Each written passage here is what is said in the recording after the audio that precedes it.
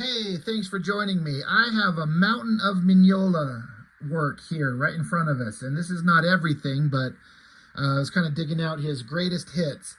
And it's kind of interesting how Mignola's work, everything he does looks good, but there are certain eras where he's kind of refining his work and becoming the peak version of himself. And I guess that varies on who you're asking, like what's the best version of him, because there's some different eras. And where he ended when he was kind of done drawing Hellboy, it very much looks like Mike Mignola, but he's got I don't know how to explain it, a different kind of way of rendering figures, a little bit more softer, a little bit more abstract, but still like perfect compositions, perfect use of shadows and things like that. He's got so many different eras of stuff that looks so good. But I have stumbled upon what I think is, in my mind, the best looking thing that I've ever seen Mike Mignola ever do. And that's saying something, honestly. Obviously, excuse me, I'm going to title this and have a thumbnail of what the book is, so it's not like it's a surprise. But I thought I'd bust out some of his works. And I think I've got them, roughly speaking, in the proper order in terms of when it was done. But starting, I also did pick up recently these, the Cosmic Odyssey. I was very much encouraged to seek these out. Some people had said that they feel like the Cosmic Odyssey stuff is Mignola's best work, or their favorite in a lot of ways. Now, I haven't read these. I have flipped through all four of these books. It is Mignola. It is good, but it is not my favorite version. It might be my least favorite version, if I could be honest. It's still fantastic, of course. And, I don't have any affinity for DC Comics particularly. I love Superman, Batman, and all that type of stuff. And I'll read anything that's got a good story, but I don't know anything about these characters, Cosmic Odyssey. I don't know anything about them. I haven't read these yet. But artistically, like I'm saying, good, but not my favorite. I've reviewed all of these in front of you, minus Hellboy. The Jungle Adventure. This is one of those books where, as I hear from most people, it seems like that are my age and kind of are coming up in the same era, when we were introduced to Mignola, none of us liked him because he was too weird. It's such a strange art vibe, and a lot of us were pissed off when he stepped into that issue of X-Force, in place of Liefeld. And you almost couldn't choose a more different artist to continue on for Liefeld for a fill-in issue. But as I've said on that video, it is quite possibly the best. It is the best looking issue of X-Force in that era by far. And I think I said, if I remember correctly when I reviewed that issue, that was my favorite Mike Mignola art ever.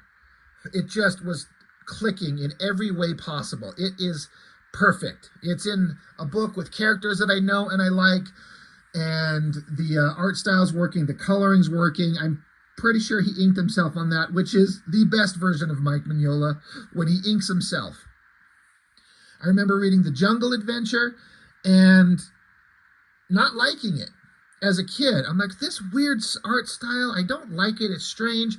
But there were several images from inside this book that did stick with me, that the kind of the power of the image stuck with me forever, and I liked it, even though I didn't understand that I liked it. Does that make any sense? Where there's a few images from an artist where you're like, as a kid, I didn't think it was good, but the power of the visual stuck with me in a positive way through my entire life. And when I got older and pulled my head out of my ass, and then I revisited this work, I see how brilliant it actually is. Like, I'm going to steal from what my buddy, who's got his own channel, Maximus Rex, he had just reviewed this book very recently. He was pointing out on this page, like, all these figures in the background, they're kind of simply drawn, but he was pointing out how every one of them has, like, unique body language, unique kind of outfits and posture. And that's the stuff that would take a long time to draw. And it's so dang good. I absolutely love it. Yeah, so the Jungle Adventure, fantastic, but not my favorite version of him. He's being inked by Bob Wycheck, if I'm saying his name correctly. It looks good. I don't know that I love the color palette being used here. God, this book is just falling apart. Mike Chiarello, I know I've seen that name a lot. It's a weird use. The whole thing's got an interesting, weird color palette that it kind of works, but it's not my favorite. You know, it's like a minor quibble looking through something like this when I'm trying to say what I think is the best looking Mignola thing, and obviously we're going to get to that. But I didn't like this as a kid, but I learned to appreciate it pretty dang good. Gotham by Gaslight, this is one I didn't see in real time. I only got very recently. I reviewed this. The Mignola was $89.90, and this one is listed as basically the same era, so basically the same artist, you know, in the same year. It's good. It's very Mike Mignola, but not quite the heavy shadows employed everywhere like he would get into. Now, we get into some spots where it's certainly there. He's great at these, like turn of the century, early 1900s kind of backgrounds, old buildings, people in those kind of clothes. It feels like he gets the opportunity to draw things like that often. But, you know, peak Mignola is certainly forming here. Not my favorite version of him, though.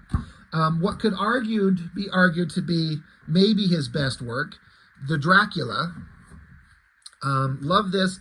I wish that this was like the original books. This has this very shiny, glossy paper, and I feel like the original books they had to have been printed on newsprint, because this Dracula movie was 92 or 93. If I remember correctly. This stuff is great. I also have the black and white artist edition of this, which I think I actually like better. Mignola said that he doesn't think his artwork is at its peak version of itself unless it's colored. I kind of disagree, but I get his point. But this super slick, glossy paper, it works. I just feel like the newsprint coloring version would look better, and I say that because the book we're about to look at is printed on newsprint with the coloring techniques and the printing methods of the day. In that one, that it's just flawless. But yeah, this Dracula book, everything about it looks fantastic. I've reviewed all of this. Some of my favorite stuff in this thing, we're going to get to the back of it, where we get to see penciled pages from Mignola and some original black and white covers. These pages that he penciled, doesn't put in the blacks, he just puts the X's. And the inker in this book, Nyberg, is it John Nyberg, another inker I'm not aware of, but I feel like he did a fantastic job. These penciled pages are incredible.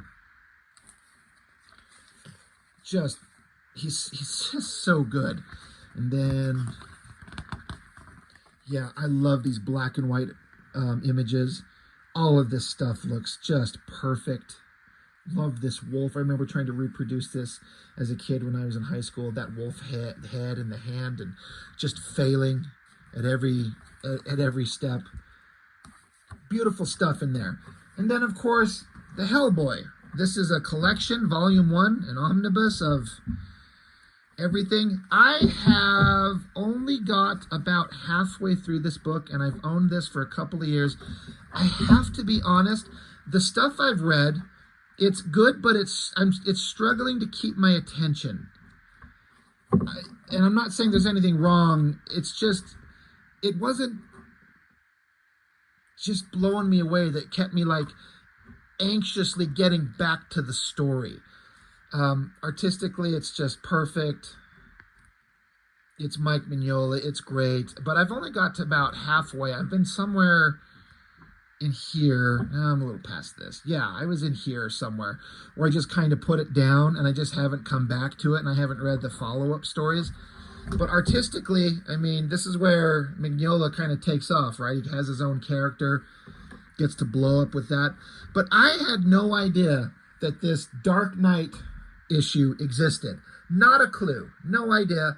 Until the Cartoonist Kayfabe channel, those guys busted it out and were talking about it. And they were saying that a lot of people kind of speak about this as the, like, this is before Mignola did Hellboy, and they say this is, in a way, the first Hellboy story.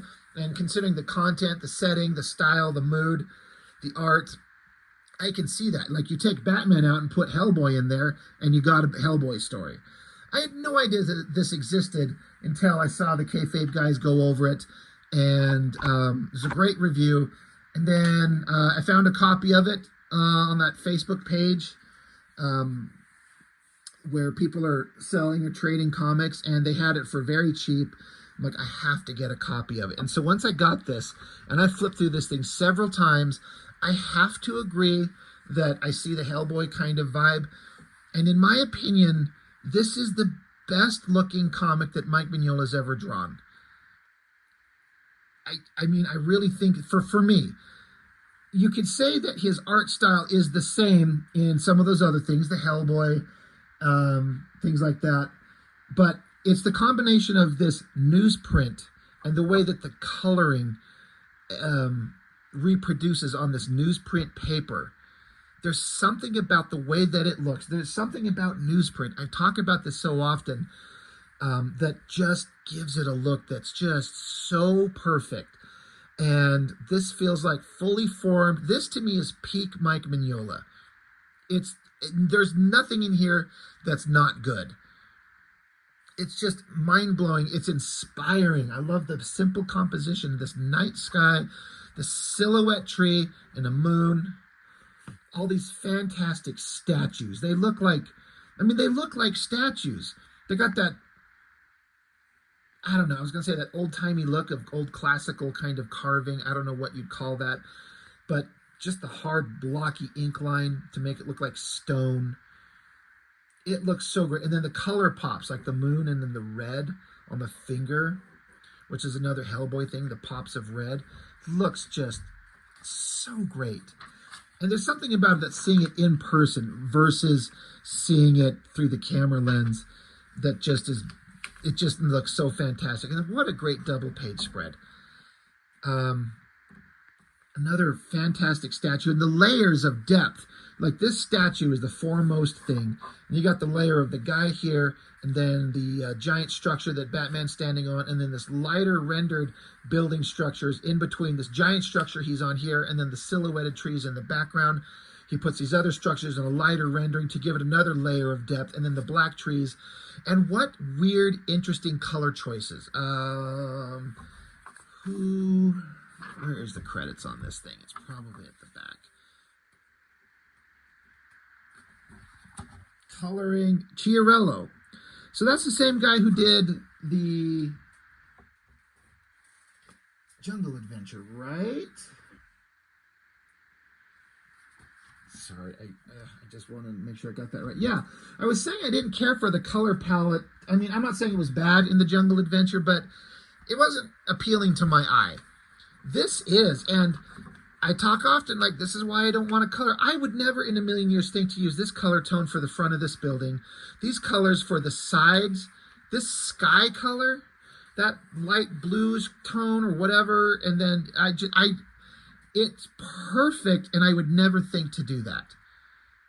Just coloring needs to be left to the masters, and it's so good. And Mignola's another one of those guys where, you know, this is 93. This is peak image time, right? All that stuff is going on. And isn't Mignola like the polar opposite of the image artist guys? It's none of that flashy, over-the-top, nonsensical, over-hyper-rendered stuff. But for some reason, this stuff looks absolutely brilliant. It's all personal kind of opinion. I guess the basic story is that there's this murderer Batman's chasing down. Batman goes to stop him, and then he gets kind of wrapped up in this very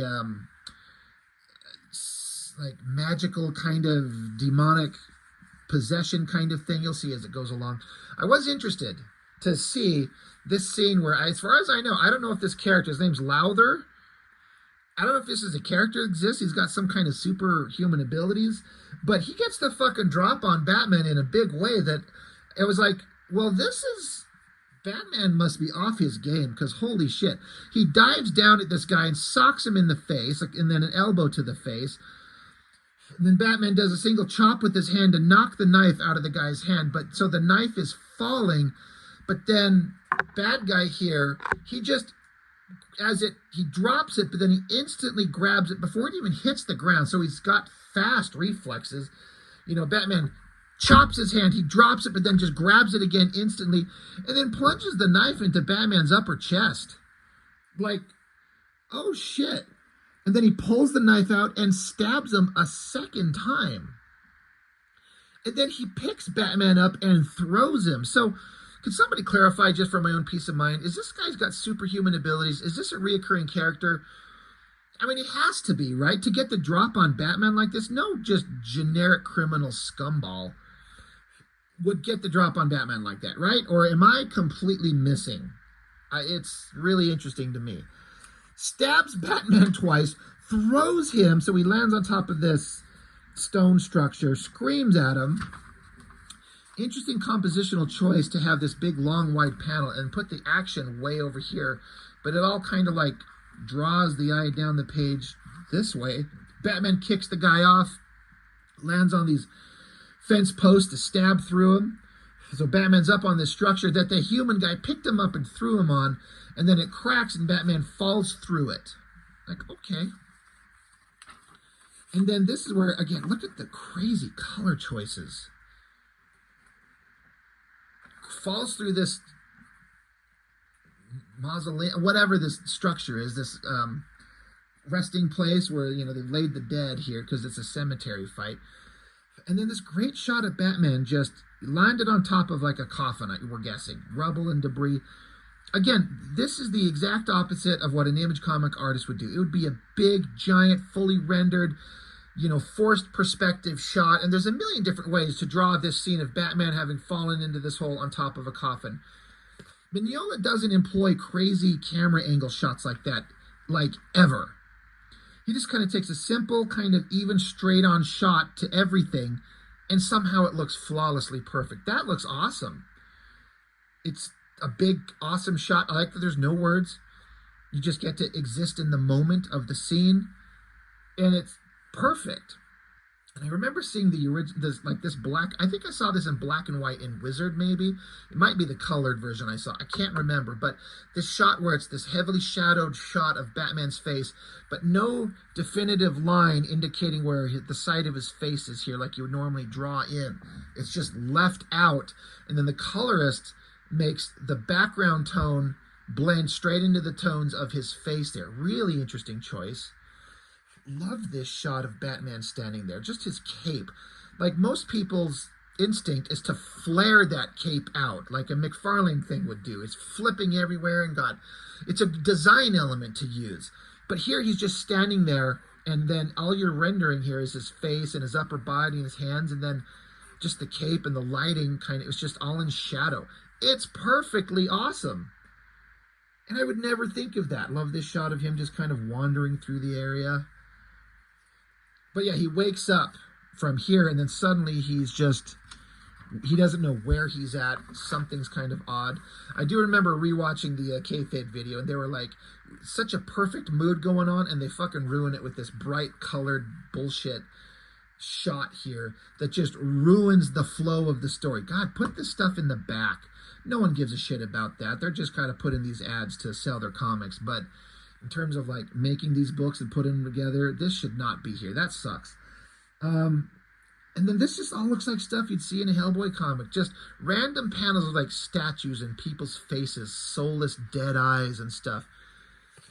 Kind of just a hint of architecture up top, but then he fades it out with like crosshatchy lines.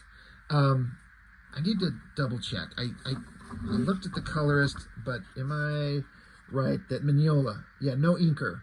So this is him doing his own inking, which is, again, this is him at his best.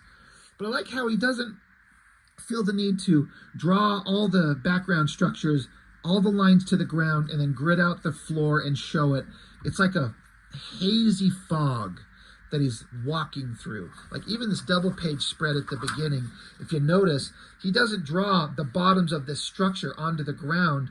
It just kind of, the lines just end, and so the colorist throws in a different color tone down here to give the indication of some kind of hazy fog at the bottom there. It works perfectly. So that's what's going on there. And Mignola actually does that all the time. And that's not a critique.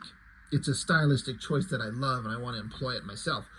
And then just a simple little tiny Batman silhouette with just a little color pop of his bat symbol going around a corner. And then we get into where he meets up with this, whatever this monster is. I don't know who this monster is. I don't know DC lore.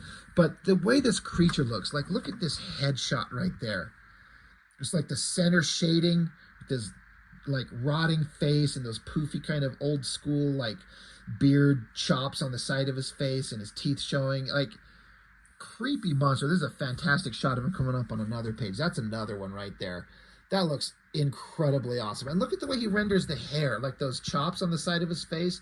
They're just little tick marks of lines, and you can see how big my finger is in the image versus the art. So you can see how small this panel is. Yeah, Batman just happens upon this guy. Got this church-like structure. This guy is talking to him, threatening him. Batman's getting pissed off. He's like, you know, you go to hell, whatever you are. It's an interesting choice on panel 3 just to show a picture of his fist. Like, it's a really well-drawn fist. I look at that and I'm like, I understand everything that I'm seeing in terms of drawing a hand, the thumb, the fingers balled up in the knuckles. And yet I still struggle to draw a goddamn fist like that every time unless I look at something. Hands are hard. But yeah, Batman then tumbles over, and then it cuts back to this shot of the similar shot there where he fell into the ground. And I'm curious, is it the same drawing? Sorry, I'm just looking back and forth to see if it's actually the same drawing. I want to say that it is. You know, it's one of those things where it's like you have two similar images and you're looking at it. It says spot 10 different differences, and they're like microscopic things. This is really hard because I don't want to sit here and be silent for the video. I guess I want to say that it is the same image reproduced, but the difference is obviously behind him there's nothing, but in this second panel that skull face is emerging, like the board is moved over and the skull face is coming out at him, which is something interesting that happens later. But yeah, Mignola's use of the heavy shadows on the faces and then having the eyes pop out. Bright white there, those little weird color dots for this bad guy there. It works so well. The heavy shadows on the face, the heavy shadow on the fist. It's so good. And then again, kind of like that Gotham by Gaslight, there's that background. Same thing with the Dracula. It's like the same era, these old turn-of-the-century buildings and outfits that people wear, the clothing, the styles, all this stuff. You see in Hellboy, Dracula. You know, I don't know if he just kind of conveniently gets put on books that makes him draw this stuff or if he asks for it, but man, does he do it perfectly. Beautiful faces, beautiful anatomy and heavy shadow.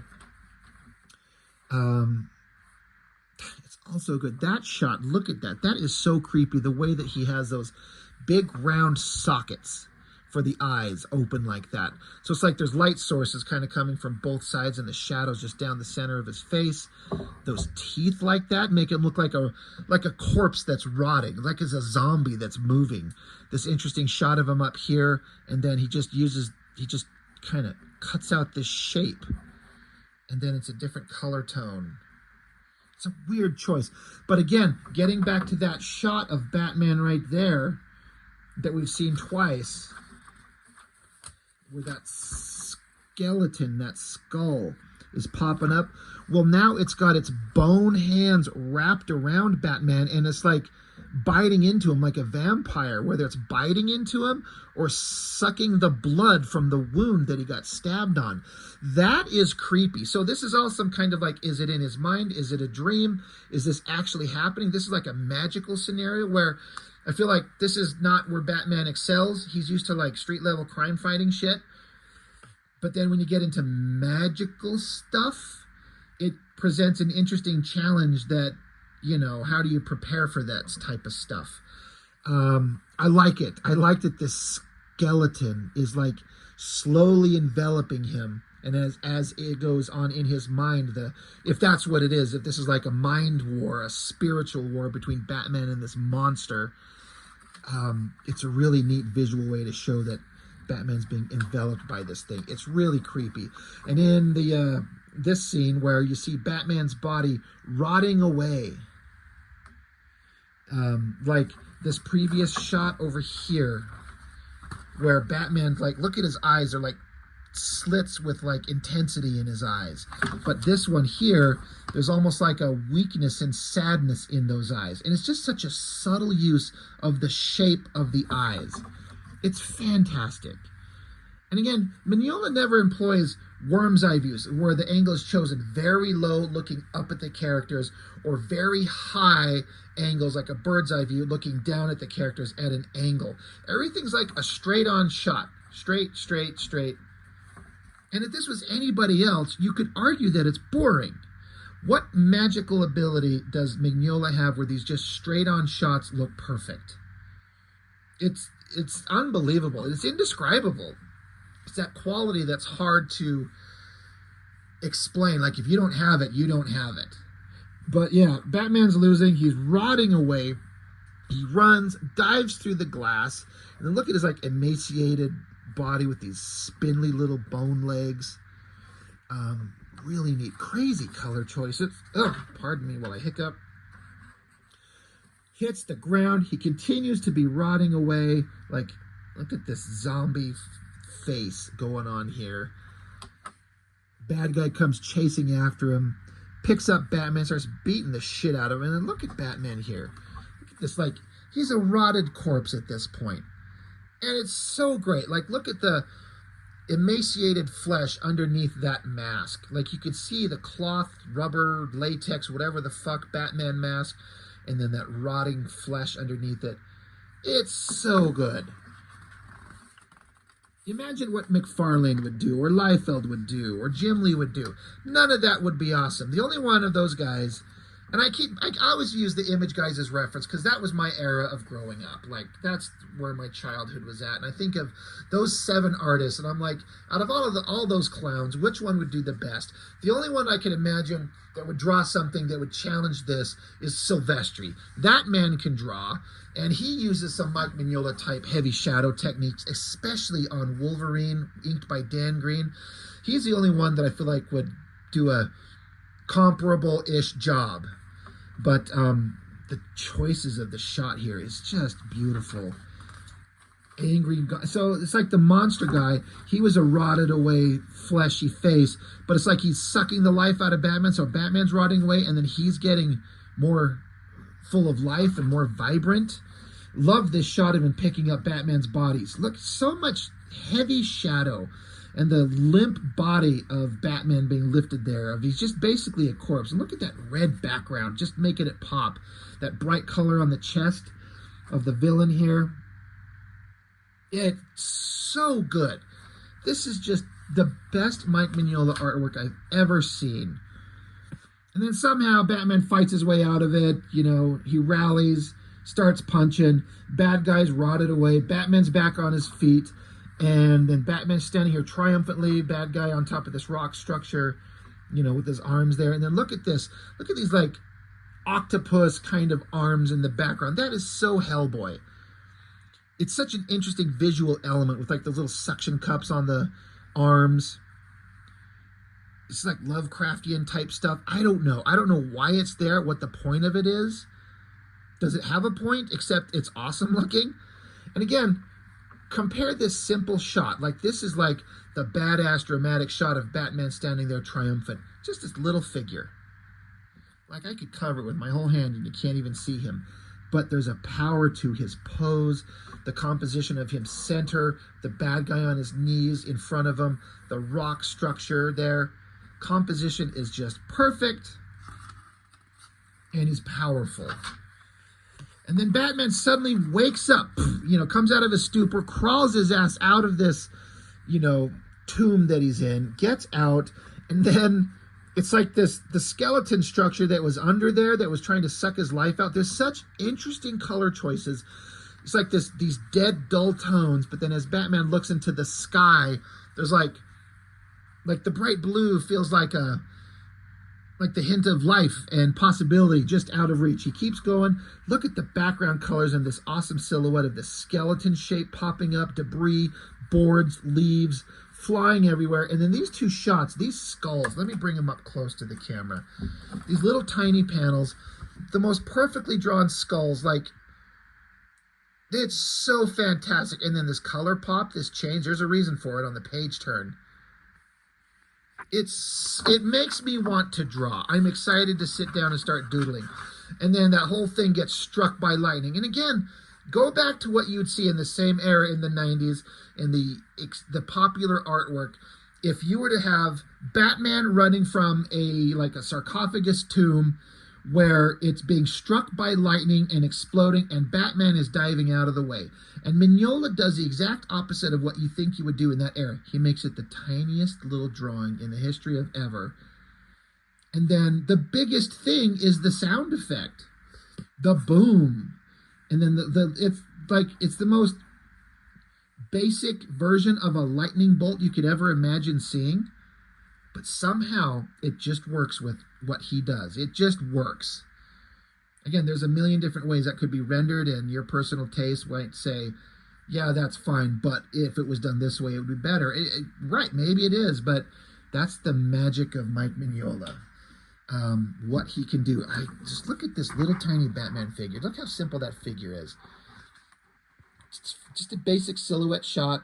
Got the arms out there with the little kind of little spikes on his gloves. You got the little pointy ears, just a little color pop of the bat symbol, little pointy feet, and then that cape billowing. It's fantastic. And then Batman's just, sitting later as Bruce Wayne, just kind of going, what the hell was that? And the end. I am going to keep this book right next to my drawing table probably forever. And I'm going to keep all that other Mike Mignola stuff within arm's reach on my shelves right behind me. Whenever I need to be inspired, for some reason, just look at it, his work has always, like all that stuff I showed you earlier, is inspiring to make me want to draw.